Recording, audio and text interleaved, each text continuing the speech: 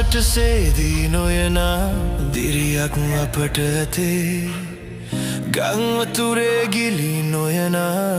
මනුකම අපේ හිතේ ප්‍රශ්න පත්තර මැදින් වුණත් අපි යමු හෙටට පුතේ මුළු රටම එක පවුලක් ලෙස අද ඇත